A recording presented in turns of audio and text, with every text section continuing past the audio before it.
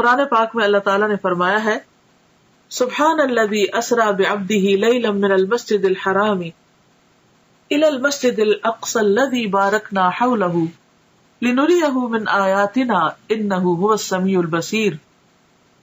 سورۃ بنی اسرائیل آیت نمبر 1.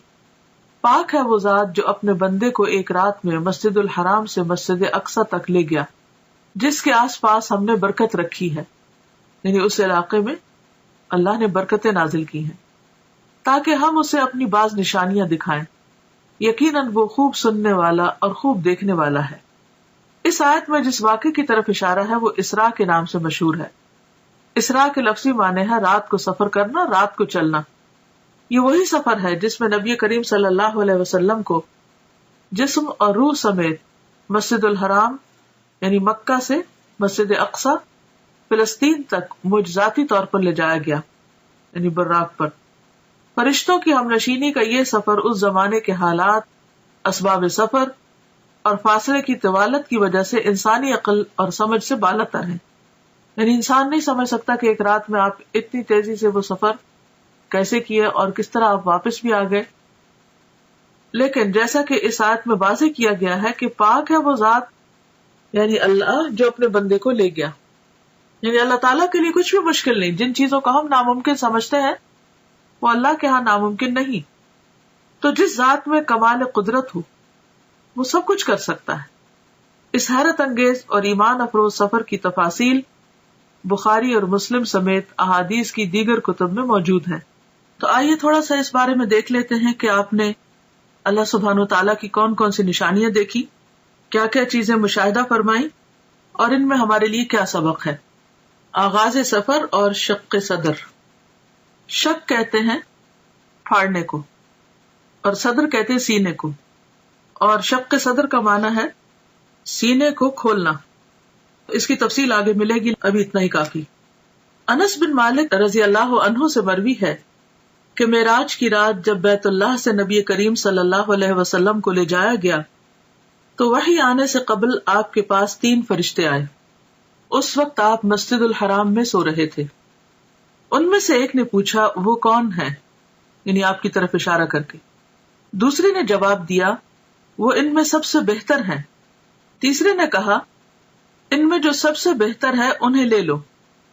اس رات اتنا ہی واقعہ پیش آیا اور نبی صلی اللہ علیہ وسلم نے اس کے بعد انہیں نہیں دیکھا یہاں تک کہ وہ دوسری رات آئے جبکہ آپ کا دل دیکھ رہا تھا اور آپ کی آنکھیں سو رہی تھیں لیکن دل نہیں سو رہا تھا. تمام انبیاء کی نیند ایسی ہی ہوتی ہے. انہوں نے آپ سے کوئی بات نہ کی یہاں تک کہ آپ کو اٹھا کر چاہے زمزم کے پاس لٹایا. چاہ کہتے ہیں کنویں کو، یعنی زمزم کے کنویں کے پاس. یہاں جبریل علیہ السلام نے اپنا کام سنبھالا اور سینہ مبارک گردن تک خود اپنے ہاتھ سے چاک کیا. چاک کیا یعنی کاٹا، اور سینہ اور پیٹ کی تمام چیزیں نکال کر انہیں اپنے ہاتھ سے زمزم کے پانی سے دھویا. جب خوب دھو چکے تو آپ کے پاس سونے کا ایک تشت لایا گیا. تشت پلیٹ کو کہتے ہیں، جیسے ٹرے وغیرہ. اس میں سونے کا ایک بڑا پیالہ تھا جو حکمت اور ایمان سے پر تھا، یعنی بھرا ہوا تھا. اس سے آپ کے سینے اور گلے کی رگوں کو پر کر دیا، یعنی بھر دیا. وہ حکمت اور ایمان انڈیل دیا سینے اور گلے کی رگوں کو. سینہ مبارک پھر سے سی دیا گیا.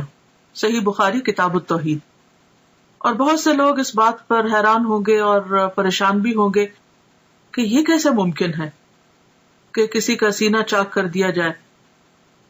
تو بات یہ ہے کہ اگر آج اللہ تعالیٰ نے انسان کو یہ عقل دی ہے اور انسان سرجری کے ذریعے سینہ کھول کے پھر اسے بند کرنے کے قابل ہو گیا ہے، اور یہاں تک کہ بعض لوگوں کا ہارٹ ٹرانسپلانٹ کیا بھی گیا ہے اور کافی حد تک اس میں کامیابی بھی ہوئی ہے، تو کیا اللہ کے بھیجے ہوئے فرشتوں اور خاص طور پر جبریل علیہ السلام جو القوی الامین ہے، اللہ تعالیٰ ان کو یہ ٹیکنیک نہیں سکھا سکتا، ان کو یہ طریقہ نہیں بتا سکتا کہ سینہ کھولا کیسے جائے اور سینہ بند کیسے کیا جائے؟ تو یہ بھی اللہ کی نشانیوں میں سے ایک نشانی ہے، اور ایسا علم ہمارے ایمان بالغیب کا ایک ٹیسٹ ہے بیسیکلی، کہ کیا ہم اس پر ایمان رکھتے ہیں.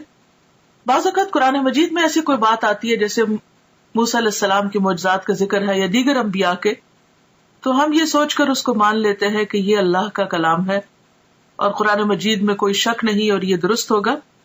لیکن جب حدیث میں ہم ایسی کوئی بات پڑھتے ہیں تو بعض اوقات ہم شک میں پڑ جاتے ہیں. تو ہدایت کے لیے بے حد ضروری ہے کہ والذین یؤمنون بما انزل الیک وما انزل من قبلک، وہ لوگ جو ایمان لاتے ہیں اس چیز پر جو آپ کی طرف نازل کی گئی. یعنی صرف قرآن مجید ہی نہیں نازل کیا گیا، حکمت بھی نازل کی گئی. اور جیسا کہ اس حدیث سے تو واضح طور پہ پتہ چل رہا ہے کہ آپ کے سینے کو حکمت سے بھر دیا گیا. تو یہ کہاں سے آئی تھی حکمت؟ کہاں سے آیا تھا ایمان؟ کون لایا تھا؟ وہی لایا تھا جو دوسری وحی لاتے تھے، یعنی جبریل علیہ السلام. کہاں سے لائے تھے؟ اللہ سبحانہ وتعالیٰ کی طرف سے لائے تھے. اور پھر آپ کے اندر انڈیل دی گئی، ڈال دی گئی، اور اس سے آپ کا سینہ بھر دیا گیا.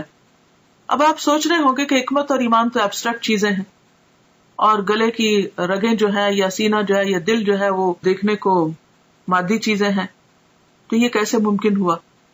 تو آپ دیکھیے کہ جیسے روح غیر مادی ہے اور ہمارا جسم مادی ہے.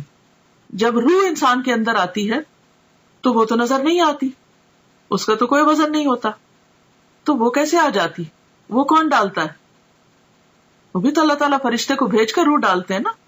تو جو رب ایک ایبسٹریکٹ چیز کو، نظر نہ آنے والی چیز کو انسان کے جسم کے اندر اور پورے جسم کے اندر ایک فرشتے کو بھیج کر ڈال سکتا ہے، جو رب، کیا وہ رب ایمان اور حکمت کو ایک پیغمبر کے سینے میں نہیں ڈال سکتا؟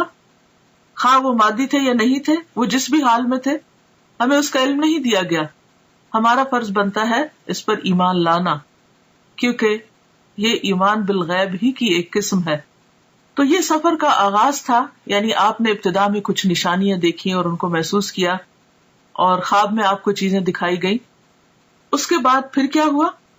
مسجد الحرام سے مسجد اقصی تک اسراء کا واقعہ، اور اسراء عربی میں کہتے ہیں رات کے وقت سفر کرنے کو. اس کے بعد آپ کے پاس شراب، دودھ اور شہد کے برتن لائے گئے. آپ نے دودھ پسند فرمایا. جبریل علیہ السلام نے کہا آپ نے فطرت پائی، آپ کو ہدایت نصیب ہوئی، اور آپ کی امت کو بھی. یہ مسند احمد کی روایت کا حوالہ ہے.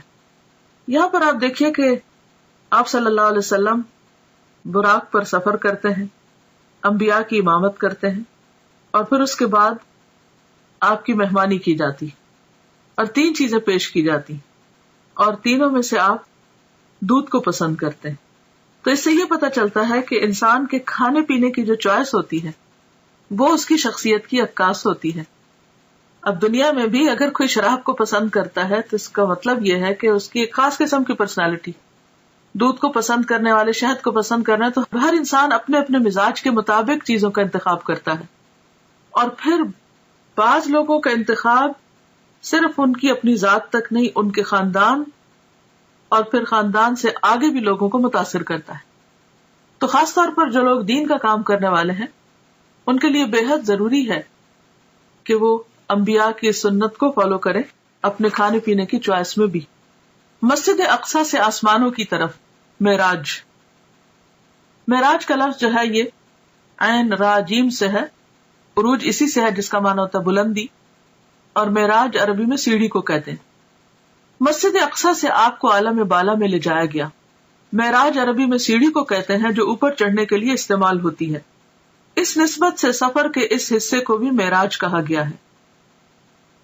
بیشتر مفسرین کے نزدیک سورۃ النجم کی درج ذیل آیات واقع معراج کی دلیل ہیں. سورۃ النجم آیت 13-18 یعنی 13 سے 18 تک. وَلَقَدْ رَآهُ نَزْلَةً أُخْرَى عِنْدَ سِدْرَةِ الْمُنْتَهَى عِنْدَهَا جَنَّةُ الْمَأْوَى إِذْ يَغْشَى السِّدْرَةَ مَا يَغْشَى مَا زَاغَ الْبَصَرُ وَمَا طَغَى لَقَدْ رَأَى مِنْ آيَاتِ رَبِّهِ الْكُبْرَى. اور ایک مرتبہ پھر اس نے سدرۃ المنتہا کے پاس اس کو اترتے دیکھا. کس نے کس کو دیکھا؟ محمد صلی اللہ علیہ وسلم نے جبریل علیہ السلام کو دیکھا. اس کا مطلب یہ کہ آپ سدرۃ المنتہا تک تشریف لے گئے جہاں پاس ہی جنت المأوا ہے. سدرہ کہتے ہیں بیری کے درخت کو. اس وقت سدرہ پر چھا رہا تھا جو کچھ چھا رہا تھا، یعنی نور وغیرہ. اس کی وضاحت یہاں نہیں کی گئی، لیکن مراد یہی ہے۔ نہ نگاہ چندھیائی نہ حد سے متجاوز ہوئی، یعنی نہ نگاہ چندھیائی، چندھیائی کا مطلب یہ ہے کہ جب ہم مثلا سورج کی طرف دیکھتے ہیں تو ہماری آنکھیں کیسے ہو جاتی ہیں، ایک دم ہم سکویز کرنے لگتے ہیں آنکھوں کو، یہ چندھیانا ہوتا ہے، یعنی پوری طرح آنکھ کھول کے نہ دیکھنا۔ تو نہ نگاہ چندھیائی نہ حد سے متجاوز ہوئی، یعنی جہاں تک دیکھنے کا حکم تھا وہی تک ٹھہری رہی، اس سے آگے نہیں گئی۔ اور اس نے یعنی محمد صلی اللہ علیہ وسلم نے اپنے رب کی بڑی بڑی نشانیاں دیکھی۔ تو یہ آیات اس بات پر دلیل ہے کہ آپ صلی اللہ علیہ وسلم اس رات صرف مسجد اقصی تک نہیں بلکہ آسمانوں پر تشریف لے گئے، اور صرف آسمانوں تک نہیں سدرۃ المنتہا تک گئے، اور وہاں تک تشریف لے گئے جہاں نہ کوئی انسان گیا، نہ کوئی جن اور نہ کوئی فرشتہ۔ مندرجہ بالا آیات میں نبی کریم صلی اللہ علیہ وسلم کے آسمانوں کی طرف جانے اور سدرۃ المنتہا اور اس کے آس پاس کی چیزوں کو دیکھنے کا ثبوت ملتا ہے۔ سفر آسمان، مسجد اقصی میں تمام انبیاء کی امامت کے بعد سواری کے لیے براق پیش کیا گیا۔ آپ دوبارہ اس پر سوار ہو کر پہلے آسمان تک گئے۔ جبریل علیہ السلام نے آسمان کا دروازہ کھلوایا، فرشتوں کی طرف سے پوچھا گیا کون ہے؟ جبریل علیہ السلام نے فرمایا میں جبریل ہوں۔ پوچھا گیا ساتھ کون ہے؟ بتایا گیا محمد صلی اللہ علیہ وسلم ہے۔ پوچھا گیا ان کو پیغام الہی دے کر بھیجا گیا ہے؟ جبریل علیہ السلام نے کہا ہاں۔ تب اندر والے فرشتے نے سن کر کہا مرحبا، آپ بہت اچھے آئے۔ آپ فرماتے ہیں میں وہاں پہنچا تو آدم موجود تھے علیہ السلام۔ اس سے کیا بات پتہ چلتی کہ کسی کے گھر میں داخل ہونے سے پہلے، کسی کے خاص علاقے میں داخل ہونے سے پہلے دروازہ کھٹکھٹانا، اپنا نام بتانا، اجازت ملنا اور پھر داخل ہونا، یہ ہے صحیح طریقہ۔ اور اس وقت آپ دیکھیے کہ آسمان کے جو فرشتے ہیں وہ صرف یہ سن کر نہیں دروازہ کھول دیتے کہ جبریل موجود ہے، حالانکہ جبریل علیہ السلام کی قدردانی آسمانوں میں بھی اور زمین پر بھی۔ اس کے باوجود جب وہ کہتے ہیں میں جبریل ہوں تو وہ یہ نہیں کہتے دھڑ سے دروازہ کھول دے، نہیں، پوچھتے ہیں کہ ساتھ کون ہے، اور ساتھ کون ہے؟ سب انسانوں میں سے عظیم چنے ہوئے انسان، بتایا گیا محمد صلی اللہ علیہ وسلم۔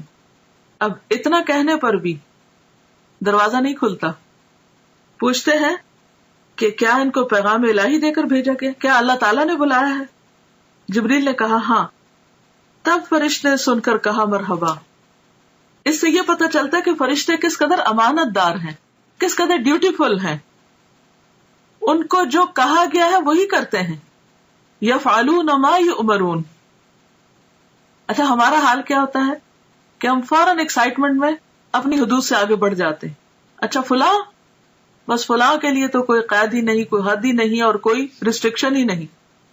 دنیا میں آپ دیکھیے کہ جو VIP عام طور پر ہوتے ہیں یا مخصوص قسم کے لوگ ہوتے ہیں، بعض اوقات ان کے لیے کوئی قانون نہیں ہوتا اور سمجھتے کہ وہ ہر قانون سے بالا ہے، اور وہ جہاں سے چاہے داخل ہو جائے اور جو چاہے کرے، اور اگر کسی کو روکا جائے تو وہ اس کو انا کا مسئلہ بھی بنا لیتا ہے کہ میری بے عزتی کی گئی ہے۔ لیکن یہاں پر آپ دیکھیے کہ جبریل علیہ السلام بھی اس قانون کی پابندی کرتے ہیں اور بہت آرام کے ساتھ جواب دیتے ہیں، اور پھر جتنا سوال پوچھا جاتا ہے اتنا ہی جواب دیتے ہیں، اور پھر نبی صلی اللہ علیہ وسلم کا تعارف کراتے ہیں، اور اس کے بعد دروازہ کھلتا ہے۔ جب دروازہ کھلتا ہے تو آپ صلی اللہ علیہ وسلم آدم علیہ السلام کو دیکھتے ہیں۔ جبریل نے کہا کہ یہ آپ کے باپ آدم ہیں۔ اس سے پتہ چلتا ہے کہ گائیڈڈ ٹور تھا اور جبریل علیہ السلام ساتھ ساتھ تعارف کرا رہے تھے۔ تو ہمارے سیکھنے کی بات یہ بھی ہے کہ ہمارے پاس اگر کوئی گیسٹ آئے یا ہم اس کو کوئی ٹور دلوا رہے ہوں تو اس کی رہنمائی بھی کرنی چاہیے کہ وہ کس سے مل رہا ہے، کہاں جا رہا ہے، کیونکہ ہم ازیوم کر لیتے ہیں کہ خود ہی ٹھیک ہے، یا کثر نفسی سے کام لیتے ہیں کہ اچھا اب یہ کیا بتانا، تو یہ جب پوچھیں گے تو ہم بتا دیں گے، تو نہیں پوچھے تو نہ صحیح۔ اس میں ضروری حد تک معلومات دی جا رہی ہیں، اور ساتھ یہ بھی بتایا جا رہا ہے کہ انہیں سلام کیجیے، حالانکہ نبی صلی اللہ علیہ وسلم سے بڑھ کر سلام کرنے والا کون تھا؟ تو نبی صلی اللہ علیہ وسلم فرماتے کہ میں نے انہیں سلام کیا تو آپ نے جواب دیا، یعنی آدم علیہ السلام نے، مرحبا فرزند صالح، نبی صالح، اور آپ کی نبوت کا اقرار کیا۔ یہ صحیح بخاری کی روایت ہے کتاب التوحید۔ حالانکہ عمر میں حضور صلی اللہ علیہ وسلم بعد میں آئے، یعنی آپ کے بچوں میں سے، تو بعض اوقات ہم بچوں سے ایکسپیکٹ کرتے ہیں کہ وہ ہمارا ادب کرے اور وہ ہمیں زیادہ اپریشیٹ کرے، لیکن آدم علیہ السلام خود آگے بڑھ کر مرحبا کہتے ہیں اور بہت محبت بھرے کلمات کہتے ہیں، فرزند صالح، نبی صالح، اور پھر آپ کی نبوت کو بھی مانتے ہیں۔ اس سے ایک بہت اچھی بات پتہ چلتی ہے کہ اگر بچے کبھی والدین سے زیادہ ترقی کر جائیں، مرتبے اور مقام میں، اسٹیٹس میں آگے بڑھ جائیں، تو اس صورت میں اس اسٹیٹس کو اکنالج کرنا، اولاد کو اپریشیٹ کرنا، ان کو ان کا مقام دینا، یہ بھی پیغمبرانہ اخلاق میں سے ہے۔ اور اس میں آپ دیکھیں کہ وہ انہیں صالح کہہ کے پکارتے، یعنی نیک۔ یہ کوئی خوشامد نہیں تھی یا کوئی جھوٹی تعریف نہیں تھی۔ اگر کسی کے اندر کوئی خوبی ہے تو اس خوبی کا ذکر کر دینا اخلاص کے ساتھ، اچھے آسن انداز میں، دوسرے کو اچھے لقب سے پکارنا، یہ بھی ایک بہترین اخلاق ہے۔ بعض اوقات جب کوئی چھوٹا ہوتا ہے نا عمر میں ہم سے، تو خواہ مرتبے میں بڑا بھی ہو تو ہم صرف نام لے لے کے پکارتے ہیں، یہ ظاہر کرنے کے لیے کہ ہم عمر میں بڑے ہیں یا ہم کسی بھی اعتبار سے بڑے ہیں، اور یہ تو چھوٹا ہے، اگر اس کے اندر کوئی خوبی ہے بھی تو بھی اس کو اکنالج نہیں کرتے۔ مثلاً بعض اوقات ایسا ہوتا ہے کہ آپ کا کوئی شاگرد بہت ترقی کر جاتا ہے، علم حاصل کر کے بڑے مرتبے پہ پہنچ جاتا ہے، تو اب آپ اس کو یہ نہ سوچیں کہ چونکہ یہ میرا شاگرد ہے اس لیے زندگی بھر یہ میرے سے کم ہی رہے گا، نہیں، وہ آپ سے زیادہ بھی آگے جا سکتا ہے۔ تو ایسی صورت میں اس کے علم کو، اس کے تقویٰ کو یا کسی بھی چیز کو اکنالج کرنا جو ہے یہ بھی ضروری ہوتا ہے۔ ایک اور روایت ہے کہ آپ نے آسمان دنیا میں ایک بزرگ شخص کو بیٹھے دیکھا جس کے دائیں اور بائیں صرف کچھ صورتیں نظر آئیں۔ دائیں طرف دیکھتے تو وہ بزرگ ہنستے اور بائیں طرف دیکھتے تو روتے۔ میں نے جبریل سے پوچھا یہ کون ہے؟ تو جواب دیا گیا آدم ہے۔ یہ دوسری روایت میں آتا ہے یہ دائیں جانب والی اور بائیں جانب والی صورتیں ان کی اولاد ہیں۔ دائیں طرف یعنی رائٹ ہینڈ والے جنتی ہیں اور بائیں طرف والے دوزخی ہیں، اس لیے ایک طرف دیکھ کر ہنستے ہیں اور دوسری طرف دیکھ کر روتے ہیں۔ یہ صحیح بخاری کی روایت ہے۔ نبی کریم صلی اللہ علیہ وسلم فرماتے ہیں جبریل مجھے لے کر آگے بڑھے اور دوسرے آسمان تک پہنچے، پھر اسی طرح سوال و جواب ہوئے۔ وہاں مجھے عیسیٰ اور یحییٰ علیہ السلام ملے جو باہم خالہ زاد بھائی بھی ہیں۔ جبریل علیہ السلام نے کہا یہ یحییٰ اور عیسیٰ علیہ السلام ہیں، انہیں سلام کیجیے۔ میں نے سلام کیا، دونوں نے جواب دیا، پھر کہا مرحبا برادر صالح اور نبی صالح، اور آپ کی نبوت کا اقرار کیا۔ پھر اسی طرح ان سے کچھ باتیں ہوئیں۔ صحیح بخاری کی روایت ہے۔ تو اس سے پتہ چلتا ہے کہ جس آسمان پہ بھی آپ جا رہے تھے وہاں سلام دعا ہو رہی تھی، اور یہی ہم مسلمانوں کا بھی شعار اور طریقہ ہونا چاہیے کہ جس سے بھی ملے تو پہلی چیز سلام دعا۔ اس کے بعد مجھے لے کر تیسرے آسمان کی طرف چڑھے اور دروازہ کھلوایا۔ پوچھا گیا کون؟ جبریل نے کہا میں ہوں۔ پوچھا گیا تمہارے ساتھ کون ہے؟ انہوں نے کہا محمد صلی اللہ علیہ وسلم۔ پوچھا گیا ان کے پاس پیغام الہی دے کر بھیجا گیا ہے؟ جبریل علیہ السلام نے کہا ہاں۔ فرشتوں نے یہ سن کر کہا مرحبا، آپ بہت اچھے آئے۔ دروازہ کھولا گیا، وہاں پہنچے تو دیکھا کہ وہاں یوسف علیہ السلام موجود ہے۔ جبریل علیہ السلام نے کہا یہ یوسف علیہ السلام ہے، سلام کہیے۔ میں نے سلام کیا، انہوں نے جواب دیا۔ انہوں نے کہا مرحبا برادر صالح اور نبی صالح، اور آپ کی نبوت کا اقرار کیا۔ ایک اور روایت میں ہے کہ آپ صلی اللہ علیہ وسلم نے فرمایا میں نے یوسف علیہ السلام کو دیکھا، اللہ نے حسن کا آدھا حصہ ان کو دیا تھا۔ صحیح مسلم کتاب الایمان۔ اس کے بعد جبریل علیہ السلام مجھے لے کر آگے بڑھے، چوتھے آسمان پر اسی طرح سوال و جواب ہوئے۔ ادریس علیہ السلام وہاں موجود تھے، سلام دعا ہوئی۔ انہوں نے بھی اسی طرح برادر صالح اور نبی صالح کہہ کر مرحبا کہا اور آپ کی نبوت کا اقرار کیا۔ برادر بھائی کو کہتے ہیں فارسی میں۔ اس کے بعد جبریل علیہ السلام پانچویں آسمان تک آگے بڑھے، وہاں بھی اسی طرح سلام دعا ہوئی۔ ہارون علیہ السلام وہاں موجود تھے، انہوں نے بھی نبی صالح برادر صالح کہہ کر مرحبا کہا اور آپ کی نبوت کا اقرار کیا۔ اس کے بعد آگے چھٹے آسمان تک چڑھے، دروازہ کھلوایا گیا اور اسی طرح سوال و جواب اور مرحبا کہا اور آپ کی نبوت کا اقرار کیا۔ یہاں پر موسیٰ علیہ السلام تھے، آپ انہیں چھوڑ کر آگے بڑھے تو وہ رونے لگے۔ پوچھا آپ کے رونے کی کیا وجہ ہے؟ انہوں نے کہا میں اس لیے روتا ہوں کہ یہ نوجوان پیغمبر نبی صلی اللہ علیہ وسلم میرے بعد مبعوث ہوئے، ان کی امت کے لوگ میری امت کے لوگوں سے زیادہ تعداد میں جنت میں جائیں گے. یعنی انہیں اپنی امت کا فکر تھا اور وہ ان کے غم میں ایک طرح سے رو رہے تھے. یہ نہیں کہ انہیں نبی صلی اللہ علیہ وسلم کو زیادہ خیر ملنے پر حسد کا شکار ہو کر رونا دھونا شروع کر دیا. اور اس سے یہ بھی پتہ چلتا ہے کہ جب انسان کسی کے اندر کوئی خوبی اور بھلائی دیکھتا ہے تو اس وقت وہ تمنا کرتا ہے کہ اس کے پاس بھی خوبی اور بھلائی ہو. لیکن یہاں آپ دیکھیں کہ موسیٰ علیہ السلام اپنی ذات نہیں اپنی امت کی فکر کر رہے ہیں, اور یہ امت کی خیرخواہی اور لوگوں کی خیرخواہی جو ہے یہ انبیاء کی سرشت میں ہوتی ہے. اس کے بعد 7ویں آسمان پر پہنچے اور دروازہ کھلوایا. پوچھا گیا کون؟ میں نے کہا جبریل ہوں. پوچھا گیا تمہارے ساتھ کون ہے؟ انہوں نے کہا محمد صلی اللہ علیہ وسلم ہے.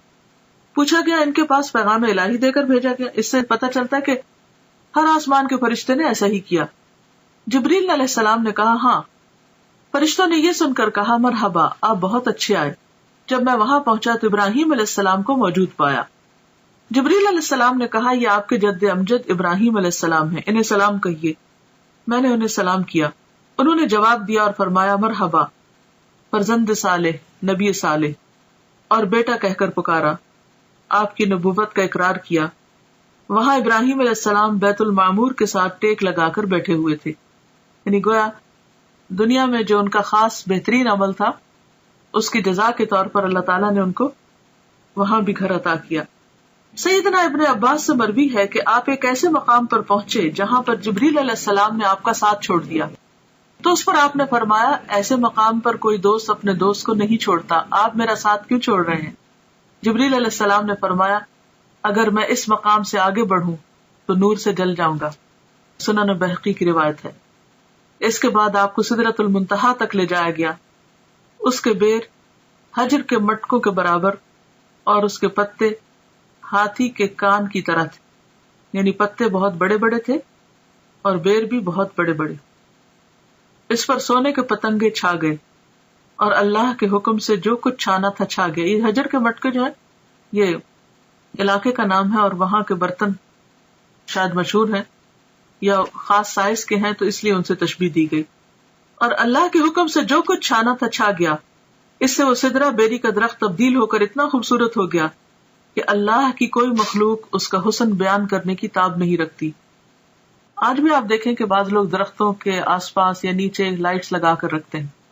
دن کے وقت تو درختوں کا اپنا ایک حسن ہوتا ہے, سورج کی روشنی میں بہت خوبصورت چمکتے ہوئے نظر آتے ہیں. لیکن رات کے وقت بعض اوقات درختوں کے اوپر لائٹیں لگائی ہوئی ہوتی ہیں یا بعض اوقات ان کے تنے کے بالکل نیچے زمین پر اس اینگل سے لائٹس لگائی جاتی ہیں کہ درختوں کا حسن دوبالا ہو. تو رات کے وقت بھی اگر آپ ان درختوں کو دیکھیں روشنی میں تو ان کا حسن اور طرح کا ہوتا ہے. تو یہاں پر یہ ہے کہ وہ جو بیری کا درخت تھا اس پر بھی خاص قسم کا نور اور روشنی اسے بے حد خوبصورت بنا رہی تھی. اس وقت اللہ تعالیٰ نے اپنے بندے کو وحی فرمائی اور آپ پر اور آپ کی امت پر 50 وقت کی نمازیں فرض کی. واپس آتے ہوئے موسیٰ علیہ السلام سے آپ کی ملاقات ہوئی تو دریافت کیا کہ آپ کو کیا حکم ملا. آپ نے جواب دیا ایک دن رات میں مجھ پر اور میری امت پر 50 نمازیں فرض کی گئی. موسیٰ علیہ السلام نے کہا آپ کی امت ایک دن رات میں 50 نمازیں نہ پڑھ سکے گی. میں بنی اسرائیل کا خوب تجربہ کر چکا ہوں. آپ کمی کی درخواست لے کر اپنے رب کے پاس جائیں. موسیٰ علیہ السلام کے فرمانے پر آپ اللہ کے پاس واپس گئے اور کمی کی درخواست کی. اللہ تعالیٰ نے آپ کی درخواست کو قبول فرما کر 10 نمازوں کی تخفیف فرمائی. اس کے بعد آپ موسیٰ علیہ السلام کے پاس آئے تو انہوں نے پوچھا کیا ہوا. آپ نے کہا کہ 10 نمازوں کی کمی کر دی گئی. یہ سن کر موسیٰ علیہ السلام نے فرمایا اب پھر واپس جائیے اور تخفیف یعنی کمی کی درخواست کیجیے. آپ واپس گئے اور اللہ تعالیٰ سے تخفیف کی درخواست کی. اللہ تعالیٰ نے اس کے بعد 10 نمازوں کی کمی کر دی.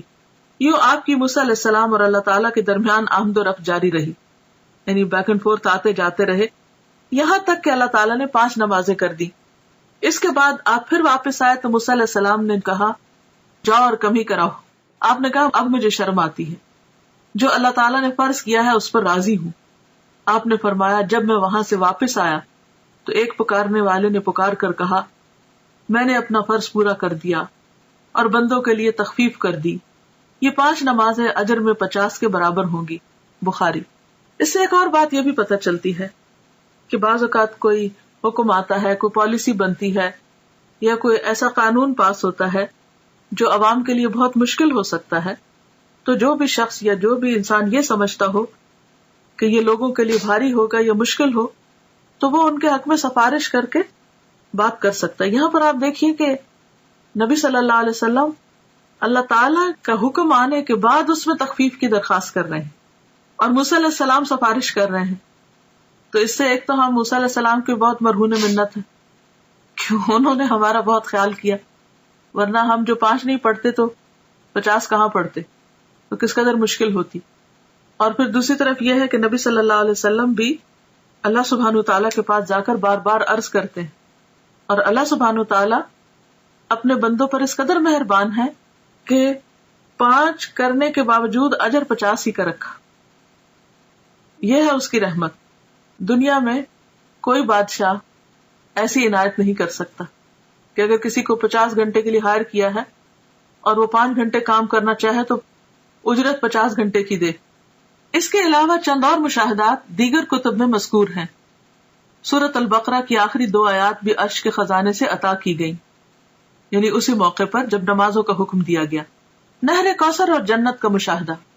سدرۃ المنتہا پر بہت سے عجائبات کا مشاہدہ کرنے کے بعد رسول اللہ صلی اللہ علیہ وسلم نے فرمایا, پھر مجھے جنت میں لے جایا گیا تو میں نے وہاں دیکھا کہ موتیوں کے قبے ہیں اور اس کی مٹی کستوری ہے.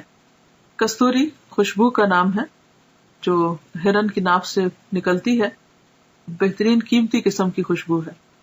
تو یعنی مٹی سے بھی خوشبو آ رہی تھی. مٹی کی دنیا میں بھی خوشبو ہوتی ہے نا, لیکن وہاں کی خوشبو کستوری جیسی تھی. جنت میں آپ نے نہر کوثر کا مشاہدہ فرمایا.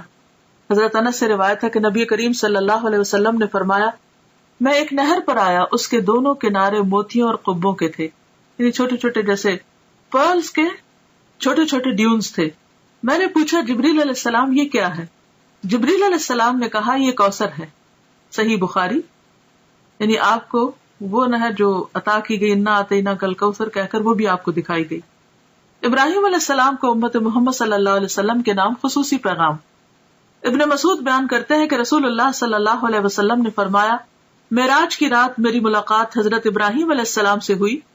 انہوں نے کہا, اے محمد صلی اللہ علیہ وسلم, اپنی امت کو میری طرف سے سلام کہیے. تو ہم سب کو کیا کہنا چاہیے؟ وعلیکم السلام. اور ان کو بتائیے کہ جنت کی مٹی بڑی عمدہ ہے, اس کا پانی میٹھا ہے, لیکن وہ چٹیل میدان ہے, یعنی اس میں کچھ اگانے کی ضرورت ہے, اور اس کی کاشتکاری سبحان اللہ والحمد للہ ولا الہ الا اللہ واللہ اکبر ہے. اللہ پاک ہے اور تمام تعریف اللہ ہی کے لیے ہے, اس کے سوا کوئی الہ نہیں, اور اللہ سب سے بڑا ہے. جامع الترمذی. تو اس سے کیا پتہ چلتا ہے کہ ہمیں کثرت کے ساتھ اللہ کا ذکر کرتے رہنا چاہیے تاکہ جنت خوب ہری بھری ہو جائے. دنیا میں پودے لگانے کے, خاص طور پر جن لوگوں کو گارڈننگ کا شوق ہوتا ہے, وہ کبھی راضی ہوتا ہی نہیں. ایک کے بعد ایک قسم کا پودا, یہاں بھی جگہ خالی ہے, اس کونے میں یہ لگ جائے, یہاں بڑا درخت لگ جائے, یہاں چھوٹا لگ جائے.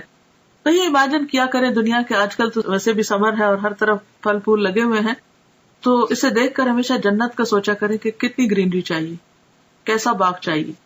پھر آپ دیکھ لیجئے کہ کتنا ذکر کرنا ہے. غیبت کرنے والوں کا انجام بد, یعنی جہاں آپ نے اچھی اچھی چیزیں دیکھی وہاں پر آپ نے جہنم کے کچھ نظارے بھی دیکھے. انس رضی اللہ عنہ سے روایت ہے کہ رسول اللہ صلی اللہ علیہ وسلم نے فرمایا, معراج کے موقع پر میرا گزر ایسے لوگوں کے پاس سے ہوا جن کے ناخن پیتل کے تھے, براس کے. وہ اپنے چہروں اور سینوں کو نوچ رہے تھے. میں نے پوچھا جبریل علیہ السلام یہ کون لوگ ہیں؟ جبریل نے کہا یہ وہ لوگ ہیں جو لوگوں کا گوشت کھایا کرتے تھے اور ان کی غیبت کرتے تھے, یعنی دوسروں کو بدنما کرتے, دوسروں کے عزت پر حملہ کرتے, اور آج ان کی اپنی شکل جو ہے وہ خود بگاڑ رہے ہیں. بے عمل خطباء کا عبرتناک انجام. انس رضی اللہ عنہ سے روایت ہے کہ رسول اللہ صلی اللہ علیہ وسلم نے فرمایا, میں نے معراج کی رات کچھ لوگوں کو دیکھا کہ ان کے منہ آگ کی کینچیوں سے کاٹے جا رہے ہیں. میں نے پوچھا جبریل یہ کون لوگ ہیں؟ جبریل نے کہا یہ آپ کی امت کے وہ خطیب ہیں, سپیکرز ہیں جو لوگوں کو تو بھلائیوں کا حکم دیتے ہیں اور خود ان پر عمل نہیں کرتے, حالانکہ وہ کتاب بھی پڑھتے ہیں بس وہ نہیں سمجھتے. یہ شرح السنہ کی روایت ہے, یعنی دوسروں کو نصیحت اور خود میاں فضیحت. اوروں کو نیکی کا حکم دینا اور خود اس پر عمل نہ کرنا، یہ بھی ایک بہت سیریس میٹر ہے. جب ہم کسی کو بھی کچھ کہنے جا رہے ہوں تو اپنے آپ کو بھی ضرور ساتھ ساتھ شامل کر لیں. بیان اسرا اور معراج پر اہل مکہ کا رد عمل. اسی رات نبی کریم صلی اللہ علیہ وسلم واپس مکہ تشریف لائے. مولانا ظفر علی خان نے کیا خوب کہا ہے، زنجیر بھی ہلتی رہی بستر بھی رہا گرم، ایک پل میں سرے عرش گئے آئے محمد صلی اللہ علیہ وسلم. یعنی آپ ایک ہی رات میں آسمان پہ جا کے واپس آ گئے، اور یہ سب کچھ معجزانہ طور پر ہوا، اور یہ بھی اللہ کی قدرت اور اللہ کی عظمت کی دلیل ہے کہ وہ جو چاہے کرے. اگلی صبح آپ نے قوم کو گزشتہ رات کے بارے میں بتایا. صحیح مسلم ہے کہ اللہ کے رسول صلی اللہ علیہ وسلم نے فرمایا، معراج کا یہ واقعہ جب میں نے مشرکین مکہ کو سنایا تو انہوں نے اس کی تردید اور تکذیب کی. کسی نے تالیاں بجائیں، کسی نے تعجب اور انکار کے ساتھ ہاتھ اپنے سر پہ رکھ لیا. کچھ لوگ ابو بکر کے پاس گئے اور انہیں اس کی خبر دی. وہ ایک پیکر صدق و ایمان تھے. کہنے لگے، اگر یہ بات آپ صلی اللہ علیہ وسلم نے فرمائی ہے تو سچ فرمائی ہے. لوگوں نے کہا، آپ بھی ان کی تصدیق کرتے ہیں؟ آپ نے جواب دیا، میں تو اس سے بھی بڑی بات پر آپ کی تصدیق کرتا ہوں. آسمان سے صبح و شام جو خبر آتی ہے میں اس میں بھی آپ کو سچا مانتا ہوں. اسی پر ان کا لقب صدیق ٹھہرا. اب دیکھیں کہ جہاں یہ اتنا بڑا اعزاز تھا اور آپ نے اتنا کچھ دیکھا، وہاں اس کا ذکر اتنی شدید مخالفت اور لوگوں کے اندر شکوک و شبہات کا ذریعہ بن گیا. گویا ان کا ایک امتحان تھا. اور اس موقع پر جو حقیقی معنی میں ایمان لانے والے تھے، جن کے رہنما ابو بکر صدیق ہیں، انہوں نے اپنے عمل سے آپ صلی اللہ علیہ وسلم کی اس فعل کی تصدیق کی اور صدیق کا لقب پایا. حقیقی ایمان وہی ہے جو ہر طرح کے شک و شبہ سے بالا ہو. دین کے بارے میں، کسی قرآن کی آیت کے بارے میں یا حدیث کے بارے میں یا پیغمبر صلی اللہ علیہ وسلم کے کسی عمل کے بارے میں کوئی بات اگر آپ کو اپنی عقل سے بالا لگے اور سمجھ نہ آئے تو اس موقع پر فوراً یہ سوچا کریں کہ جس رب نے آسمان بنایا، زمین بنائی، سب کچھ بنا، اس کے لیے کون سا کام مشکل ہے؟ تو شک کی کوئی گنجائش رہتی نہیں. شکوک و شبہات جو ہے یہ منافقت کو جنم دیتے ہیں. اور جب شک آنے لگے تو یہ آیت بھی پڑھا کرے، اف اللہ شک فاطر السماوات والارض، اف اللہ شک، کیا اللہ کے بارے میں شک جس نے آسمان و زمین کو پھاڑا؟ یعنی یہ اکٹھے تھے پھر ان کو الگ الگ کیا. یعنی جس نے اتنا بڑا کام کیا، کیا اس کی ذات میں یا اس کے احکامات میں یا اس کے کسی بھی کارنامے میں یا قدرت میں شک کیا جا سکتا ہے؟ ہرگز بھی نہیں. اظہار ثانی اور بے یقینی کے جذبات سے مغلوب کفار نے آپ کا امتحان لینے کی ٹھانی. بات یہ ہے کہ ہر نعمت کے ساتھ ایک آزمائش ہوتی. پوچھا کہ بیت المقدس کیسا ہے اور اس کی علامتیں کیا ہیں. صحیح مسلم میں آپ کا ارشاد نقل ہے کہ اللہ تعالیٰ نے بیت المقدس میرے سامنے ظاہر فرما دیا، اور جو باتیں اور نشانیاں مشرکین دریافت کرتے میں دیکھ دیکھ کر بتاتا جاتا. آپ کو کچھ بھی نہیں بھولا. یوں آپ کی تردید اور تکذیب کا جو جذبہ لیا ہے اس کی یکسر نفی ہو گئی، لیکن نہ ماننے والے پھر بھی نہ مانے. یہی کہہ سکے کہ جہاں تک اوصاف کا تعلق ہے تو آپ نے بالکل ٹھیک ٹھیک بیان کیے ہیں. آپ نے کچھ اور باتیں بھی بتائیں اور بعد میں آنے والے قافلوں سے ان کی تصدیق ہو گئی. اس طرح زبانیں بند ہو گئیں، مگر دل یہی سوچتے رہے کہ یہ کیسے ہو سکتا ہے. اب بھی بہت سے لوگ یہی سوچتے ہیں کہ یہ کیسے ہو سکتا ہے، حالانکہ اللہ تعالیٰ تو ہر چیز پہ قادر ہے، اور جب وہ کسی بات کا ارادہ کر لیتا ہے تو اسے صرف کن ہو جا کہنے کی ضرورت ہوتی ہے. معراج کے دوران نبی کریم صلی اللہ علیہ وسلم کو جو بھی مشاہدات کروائے گئے، ان میں ہمارے لیے بہت سے سبق ہیں، جن میں سے اہم ترین یہ ہے کہ ہم اپنی نمازوں کی پابندی کریں، جن کا حکم اللہ تعالیٰ نے اس موقع پر نبی کریم صلی اللہ علیہ وسلم کو دیا. اس جنت کے لیے کوشاں ہوں جس کا مشاہدہ آپ نے بنفس نفیس فرمایا. ابراہیم علیہ السلام کے خصوصی پیغام کے مطابق کثرت سے ذکر الہی کریں، دوسروں کی غیبت سے پرہیز کریں، اور جو بات دوسروں کو کہیں اس پر خود بھی عمل کریں. اللہ تعالی ہمیں اس کی توفیق عطا فرمائے. وآخر دعوانا ان الحمد للہ رب العالمین. سبحانک اللہم وبحمدک، نشہد ان لا الہ الا انت، نستغفرک ونتوب الیک. السلام علیکم ورحمۃ اللہ وبرکاتہ.